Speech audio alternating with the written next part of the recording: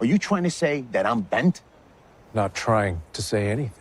Hello everyone, and welcome back to the channel. Spoiler alert. In the opening scene of Reacher Season 2 Episode 5, O'Donnell returns home with Reacher and informs his family that they must find a secure place to stay while the group takes care of Shane Langston and his goons. In order to look into their missile shipments, Neagley and Dixon are at the New Age Technologies branch in Denver under the guise of agents from the Defense Contract Management Agency. When they realize that all 650 of the missiles have already been shipped, it is too late. After stopping New Age's truck and killing the driver, a group of attackers posing as truck drivers tell AM that they have taken possession of the missiles. After Dixon and Neagley get up to the henchmen, they engage in vicious gunfire. Most of the men are shot down by Neagley and Dixon, but one of them flees with the shipment. Before the cops get there, Neagley and Dixon flee the site. In the meantime, Reacher and O'Donnell speak with two agents from Homeland Security who were previously employed by Joe Reacher. They disclose that AM is a wanted person and that their efforts to find him have not yielded many results. Reacher threatens to kill him if he reaches AM before them. Neagley and Dixon disclose that Swan has approved the package when they inform Reacher and O'Donnell about the truck hijacking. Reacher is unwilling to accept it. Rewind to the 110th and use the heroin they found during a drug bust to apprehend a dealer. While Reacher and Swan are chatting with the drug dealers, Neagley, Franz, Orozco, and Sanchez are waiting in a van. When Swan is recognized by one of the drug trafficker's personal delivery boys, the 110th is compelled to murder the offenders. Reacher takes a bullet for Swan. Returning to the present, Senator Lavoie's security detail picks up Reacher so they can have a private discussion at the Smithsonian National Zoological Park. Reacher is chastised by Lavoie and Boyd for feigning to be a special agent and is reminded of his time spent in Margrave, but Lavoie needs Reacher's assistance. He admits that he approved the Little Wing project for both national security and financial gain, but that he now wishes to apologize after learning that domestic terrorism is likely to occur. Lavoie wants the 110th to make sure that no one is killed by the missiles. While traveling through Indiana, M strikes up a discussion with Langston regarding the shipment and the 110th attack, assuring AM that the missiles will be operational by the time he gets there. Langston has planned a second effort to eliminate the 110th. Dixon, O'Donnell, Reacher, and Neagley go to Franz's funeral. Reacher becomes agitated when he sees Russo consoling Franz's wife and child because Russo has no relationship to Franz or his family. During their argument, Reacher accuses Russo of being a dirty cop once more. Russo maintains that he is there for Franz's family because, in a previous life, he too was a child. Russo claims to have conducted background checks on New Age's staff and discovered that every single one of them is a former soiled 3rd Precinct NYPD police officer. Swan is the lone exception, as Russo suggests that the terrorist benefited from his military background when he was hired. Two snipers shoot the 110th to death during the funeral as the program comes to a close. One of them is killed by Neagley, and the other flees. When Reacher tries to pursue him on foot, the gunman escapes in a car. After Reacher is picked up by Russo in a car, they pursue him. They make a crash, locate him, and Reacher questions him. The goon discloses that Swan employed him to assassinate the 110th. They transport the sharpshooter to the location where his fees were meant to be received. The moment he enters the building, it explodes. The review of the episode: with every new episode, this season only gets better and better. The episode features two breathtaking action scenes, a grandiose explosion at the conclusion, and some really humorous character interactions. The action-packed flashback scene is also essential to Swan's character development, which we haven't yet witnessed in the current timeline. The banter between them is what makes this episode so good at making you care about the 110th. The episode opens with a great moment in which Reacher goes with O'Donnell to his family's home. This scene tells you a lot about both characters and deepens your sympathy for them. The antagonist, Robert Patrick, is excellent, and the action is building well for a big, dramatic payoff.